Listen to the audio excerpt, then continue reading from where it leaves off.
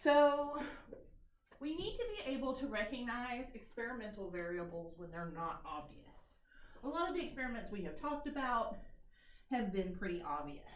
So for another example, if we were doing an experiment to look at the effectiveness of heat protectors on hair when using a product like a straightening iron or a curling iron or a blow dryer,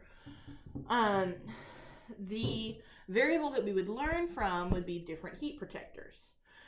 The variables we would want to keep the same throughout an experiment would be something like you'd want to use the same hair. You'd want to wash the hair the same. You'd want to have the hair the same levels of dampness. So those are pretty obvious experimental variables. Now let's suppose that you're sick and you go to the doctor and the doctor tells you that you have a bacterial infection. And she gives you some pills that she calls antibiotics and tells you to take 2 of them each day. After the very first day of taking the pills, you start to feel better. After 3 or 4 days, you feel completely healthy. There are still pills left in the container the doctor gave you. The doctor told you to continue to take the pills until they are gone, but since you feel fine, you stop taking the pills. In a week, you get sick again with the same thing. When you go to the doctor again, she examines you and immediately tells you that you did not take all of the pills that she gave you. She gives you some more pills and tells you to continue to take them until they are gone, no matter how you feel. This time you follow her instructions to the letter and you get better. Not only do you get better, but you do not come down with the same thing again. How did the doctor know that the pills would help you get better? How did she know how many pills to give you? How did she know that you had to continue to take all the pills regardless of how you felt? Doctors know these things because of results of many experiments that have been done to other people before you. When scientists come up with a new drug that they think will cure a particular illness, there are many, many experiments they must do before the drug can be given to the general public. Typically, the experiments start with animals. Animals with the illness which the drug is supposed to cure are given the drug to see whether or not the drug cures the illness in the animals. If the drug has no severe side effects and is successful at curing the illness, a new series of experiments will be done with other animals. Eventually, if all of the animal-based experiments are successful, the experiments become performed on humans. The first thing you need to know that the people in the experiments are volunteers. Sometimes they're paid money to be in the experiment. Sometimes they are willing to volunteer in the hopes that they will be cured of an illness. In any event, long before doctors can prescribe the drug to you and me, several experiments are performed on volunteers. We're going to discuss the typical methods used in these drug studies because it illustrates an important point about doing experiments. Suppose, for example, that we came up with a new drug that was supposed to cure severe headaches. Suppose that the drug was tested in several experiments with animals and the drug seems both safe and effective.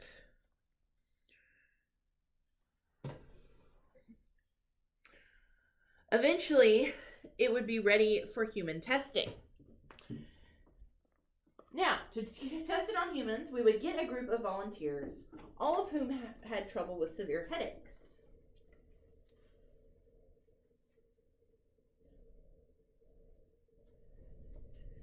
Now, how would we go about designing the experiment to test the drug? One way you could do it is to simply give each one of them several pills and tell them that when they get a severe headache, they should take the pills. Then they should record whether or not the headache went away and how long that took. After a few weeks, you could gather up the records of each person and decide whether or not the drug really worked, right? You could do it that way, but I wouldn't recommend it. So there are a few experimental variables that would be missing or could possibly mess up this experiment. So remember that generally when you're doing one of these experiments, there's a bunch of different people. Like think every person that's ever in this school building. They're all doing this experiment at the same time. Each person has a different definition of what a headache is. So what I might find to be a headache, you might not feel like is a headache. Or what you think is a headache, I might not feel is a headache. Does that make sense? Each person also has their own idea of what a headache feels like when it goes away. So for you, it might be 0 pain and the headache's gone.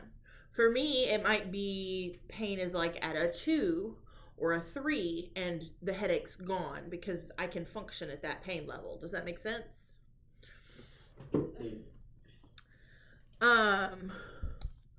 Each person also has a different level of pain, which makes them uncomfortable. Some people can experience a lot of pain and barely notice it, while other people experience just a little bit of pain and then they're miserable and unable to function. This is called a person's pain threshold. So that's a lot of experimental variables. So you've got a bunch of different people who have different definitions of headaches, who have different definitions of what it means to when a headache goes away, and who all have different levels of pain that they can handle. How do we deal with these kind of experimental variables? Because we obviously can't get rid of them. We can't step into a person's body and know what they're feeling. So the first thing we have to do is set up a control group. So remember, we talked about this with other experiments. Control group, you generally don't do anything to that control. So when I mentioned testing the heat protectant on your hair, you would either, depending on what kind of tool you're using, let's say you're wanting to use a straightening iron, you would take one piece of your hair and straighten it without any heat protector. And you would see how it damaged your hair. And that would be your control group. So when we're trying to learn about whether an aspect of an experiment has any effect on the results, we can compare our results to a control group. This is true for this experiment. A control group is a group of the volunteers that you withhold the drugs from.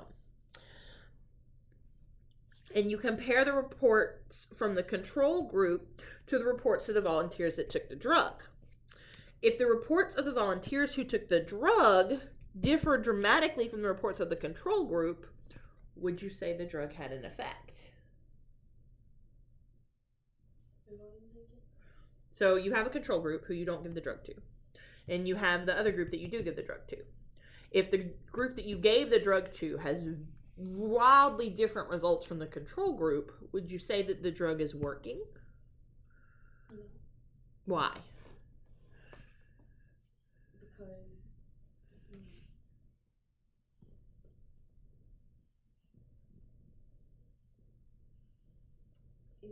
is it good? Because it might be like a good or bad. Okay, well, let's say all the people that took the drug say that their headaches were gone. Then would we say that the drug is working? Yes. Maybe. We're still missing an experimental variable. The big difference between the control group and the volunteers that took the drug is that the control group knew that they weren't taking the drug. So they didn't expect anything good to happen. They didn't expect their headaches to get better because they weren't taking anything, and they knew they weren't taking anything. Meanwhile, the group that was taking the pill was expecting their headaches to get better. Believe it or not, mind can have a lot of influence over whether or not a drug works for you.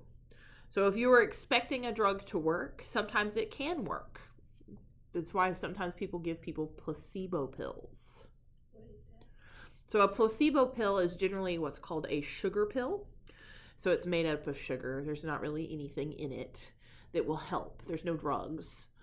And when you take it, if you think that you're taking this drug that's going to cure your headache might improve upon itself just because you believed that you took something that was going to fix it. And so your mind was like, oh, I took something that should fix this, and got rid of the pain.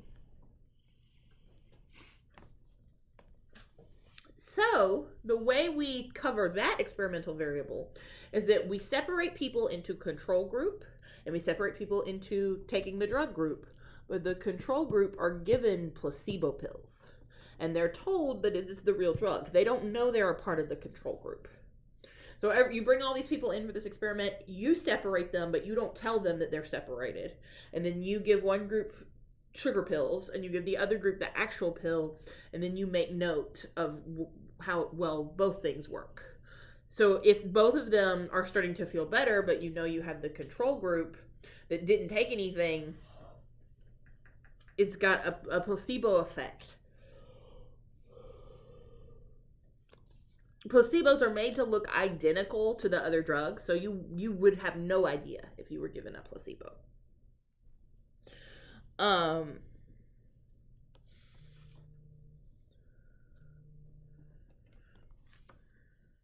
so studies like this, where you have a control group that is not getting a real pill, is getting a placebo, and you have a group that is getting the real pill. These are called blind studies.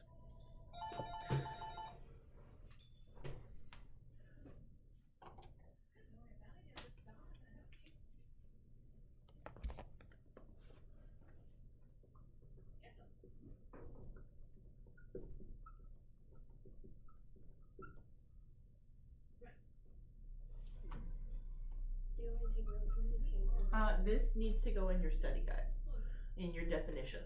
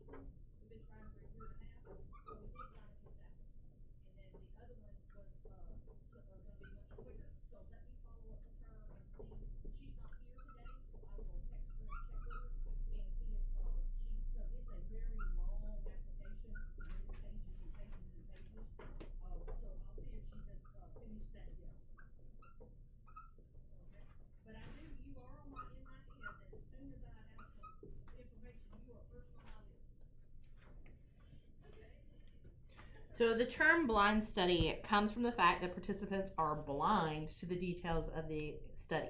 So they don't know all the details going on. And the definition of blind study is experiments in which the participants do not know whether or not they are part of the control group. Now there's another set of studies called double-blind studies.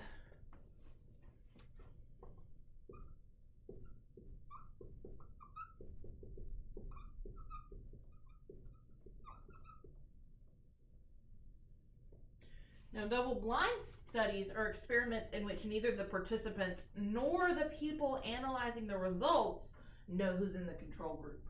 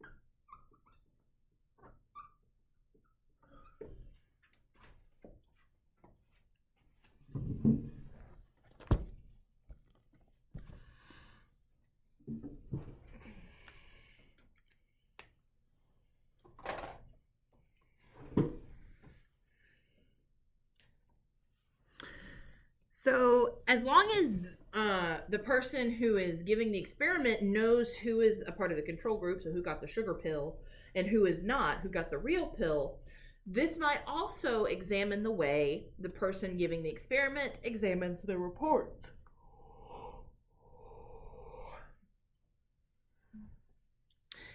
For example, if we knew a person was a part of the control group for our headache pill, we won't expect anything great to happen to him or her. Thus, we have a likelihood of not looking at his or her report very carefully or dismissing it. However, if we know a person is part of the group taking the real drug, we're going to look very closely, most likely, at his or her report, noting any small decreases in headache pain and considering that a success. So, the way to take out this variable is to become blind ourselves. So, we have somebody else keep track of who is in the control group and who is taking the real drug. And when we look at each report, we have no idea whether to expect great things or not so great things. So, each report is analyzed the same way. After we finish the analysis, the person who knows which volunteers are in the control group can then see if our analysis of the reports differ between those in the control group and those not in the control group. These kinds of studies, where the people don't know if they're in the control group or not, and the person giving the study doesn't know who's in the control group or not, are called double-blind studies, because neither the participants nor the person analyzing it knows who's in the control group. So there are at least two experimental variables that are not obvious, but both of these variables can have a dramatic effect on the results of the experiment. So both have to be controlled or eliminated.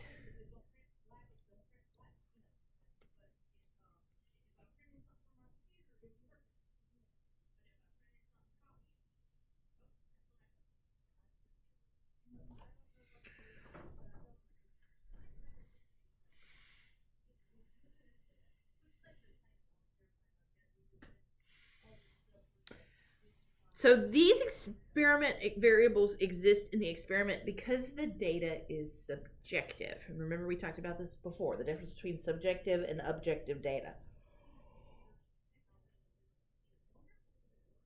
Subjective data can vary from person to person based on a person's opinions and beliefs and views.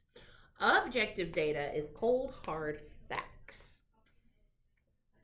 So if data being collected depends to some extent on the opinions of a person, for example, whether or not a headache is more or less intense is a matter of opinion from person to person. And the analysis of such data is subjective as well. So that leads to us needing to do a double-blind study. Other experiments do not lead to such variables. Suppose, for example, we are testing the effectiveness of different types of fertilizers. We grow the same type of plant in several different pots, which are all the same size and contain the same kind of soil. The plants get watered each day with the same amount of water at each time. To one plant, we add no fertilizer, and to each of the other plants, a different brand of fertilizer is added. But in each case, we use the same amount of fertilizer. Then we measure the height of the plants each day. You have a control in this experiment, the plant with no fertilizer. Does the study need to be a blind or double-blind study? The plants with fertilizer. Yeah, the plants with fertilizer. Does that need to be a blind or double-blind study? A double blind. Why would it need to be double-blind?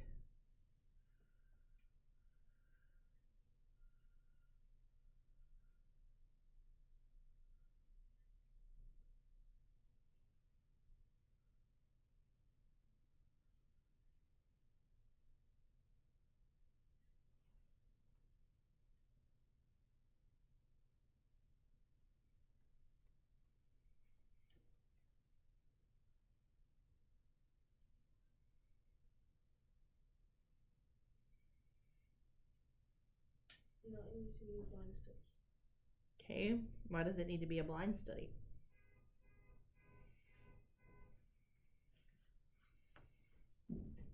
It's on page 72 in your book.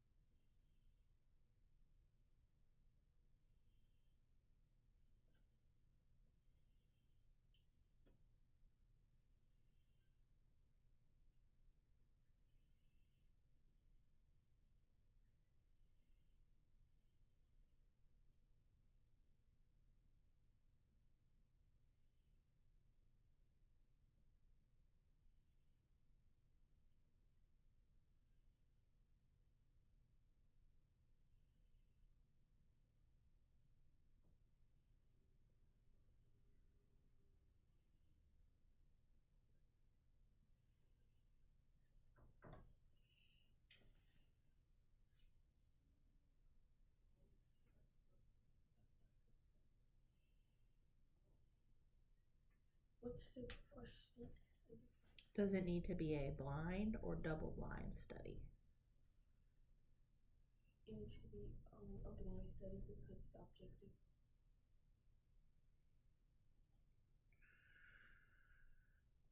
Objective experiments don't need to be a blind study or a double blind study. Subjective experiments. So subjective meaning opinion influences it. Objective means there's no opinion based anything here.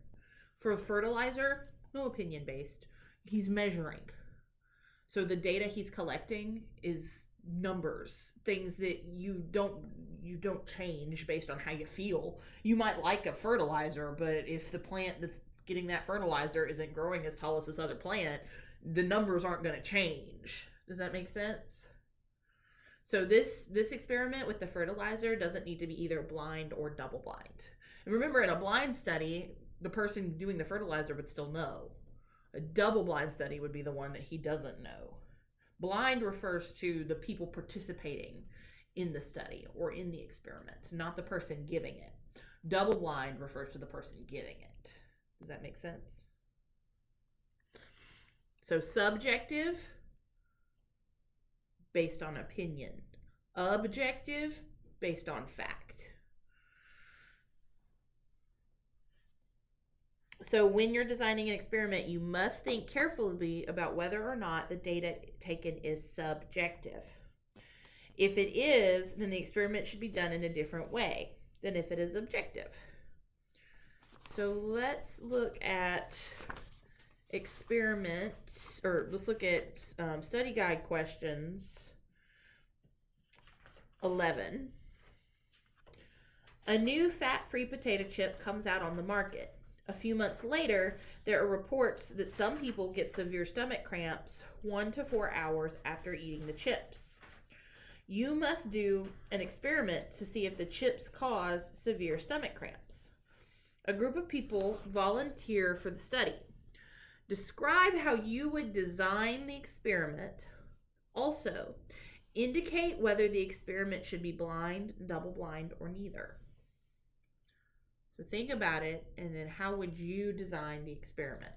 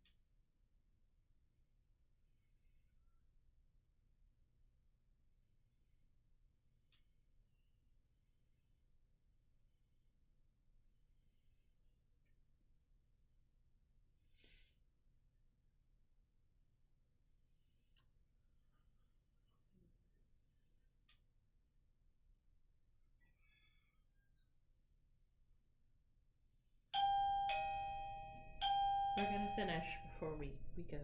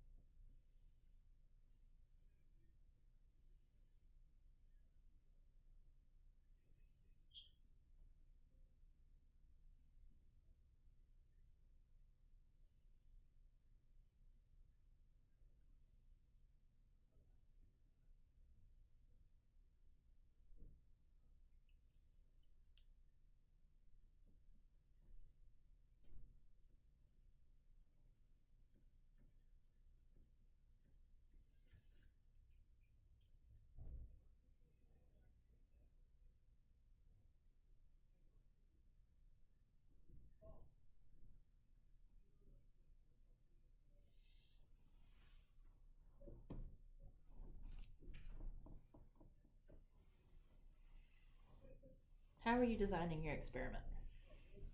I don't know yet. I might do instead of testing it on people, I'll test the chip itself. Well, you have to test it on people. There's no way to test the chip itself to see if it's causing that kind of pain without testing it on people. So how are you going to set up the test on the people? I'll take 2 groups of people. Okay. One group won't take the chip, and the other group will take the chip. Okay. Are you going to give a different chip Yes. to the group that doesn't take your chip? Okay. Yes. Good. All right. Then how are you going to keep track of whether or not there's any stomach cramping? By studying their movements and their reaction to the chip. Okay. Do you think there's anything they could do that could help you know whether stomach cramping occurs? Holding their stomach, laying down, vomiting. Okay. Also, they could keep a log. So they could keep track of like what they're feeling for you to look at. Should this be a blind, double blind, or neither study?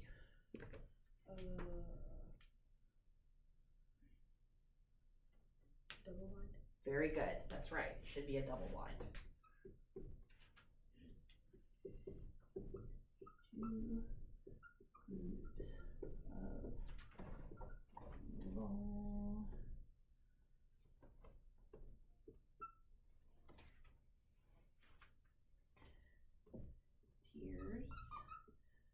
Give one group the chip. Give the other group different chips that have been on the market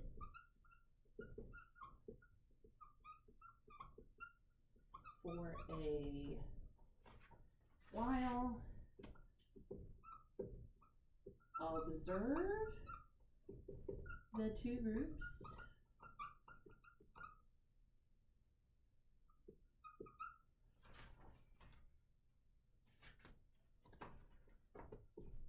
For the next 4 hours.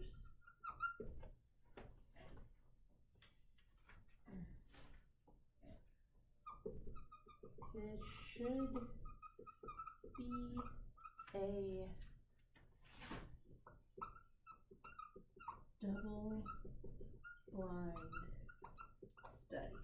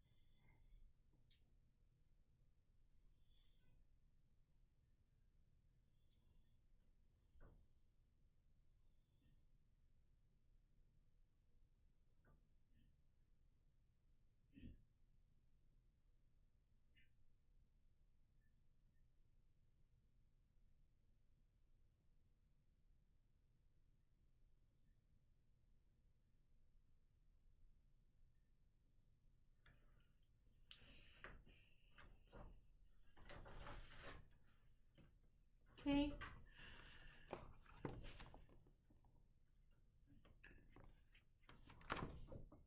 It's not 10:30 yet. Hold on. All right, let's do question 12. A study was done to see if a certain herb can increase a student's concentration skills. A group of students volunteer for the experiment, which consists of giving the students a pill that is made of either sugar or the herb. The students then take a series of math tests. The test scores of the students who take the herb will be compared to those who took the sugar pill. Is there a difference between the average tests? If there is a difference between the average test scores of the groups, it could very well be the result of the herb. Should this be a blind study, a double-blind study, or neither? A blind study. Very good, because the test scores are objective rather than subjective.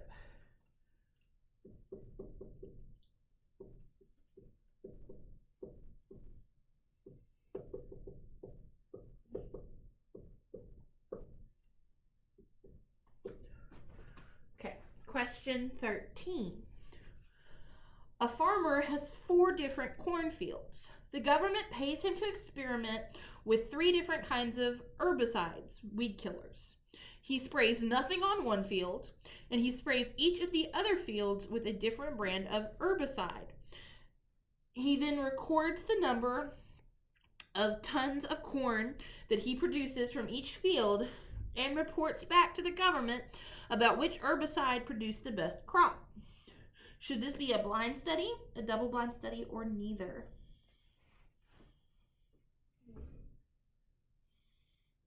A blind study. Why?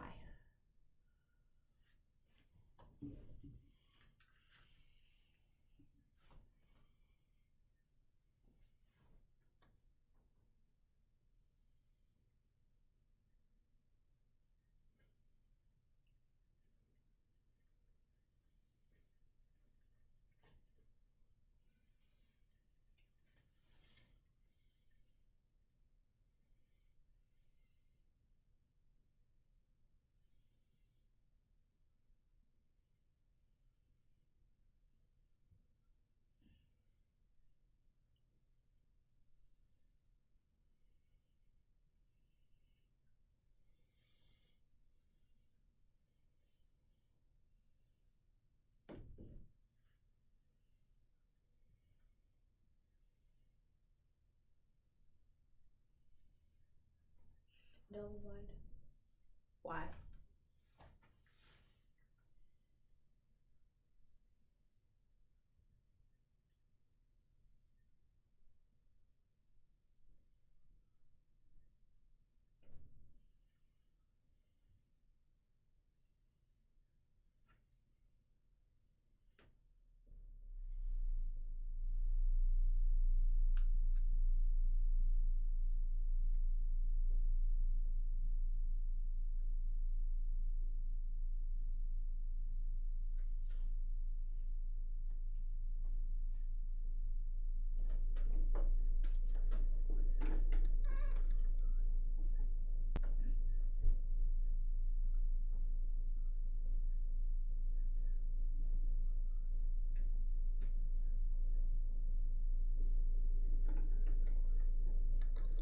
You have a why?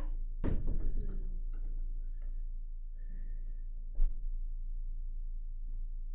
What is the data? Is it subjective or objective? Objective. So should it be a blind, double-blind, or neither? Neither. Neither. Also, it's plants, so they can't be blind because they can't know anything.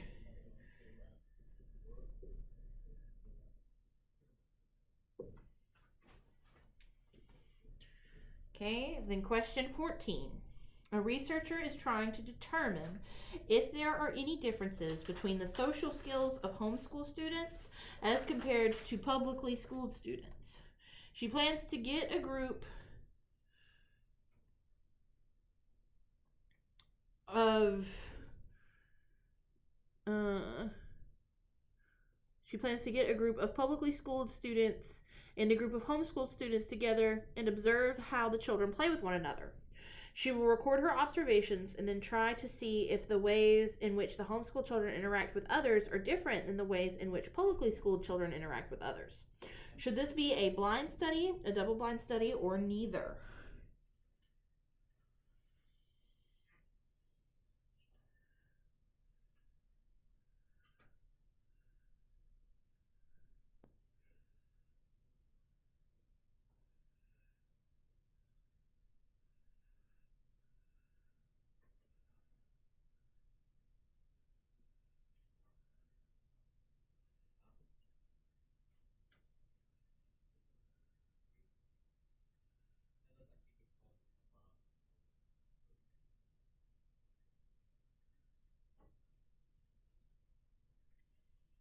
Double blind.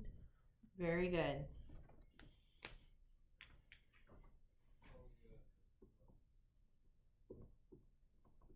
Because the data is subjective.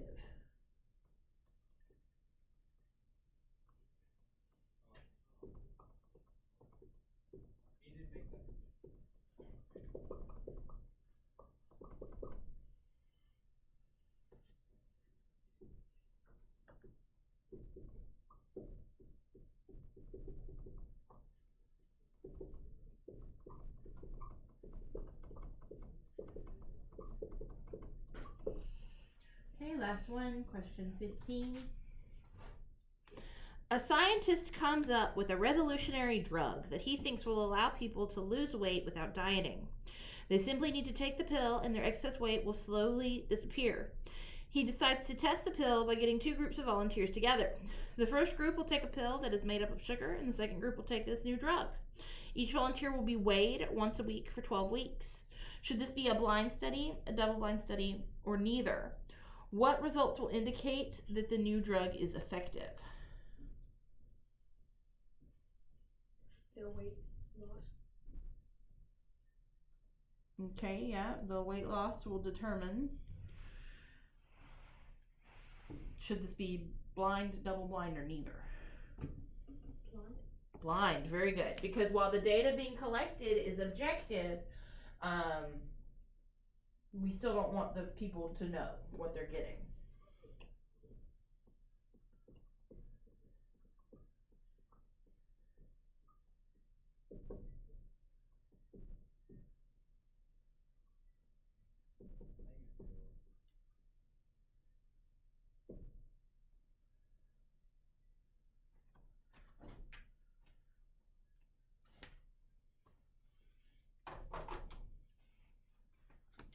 All right. Good job today. Please do the module questions 3.6 and 3.7.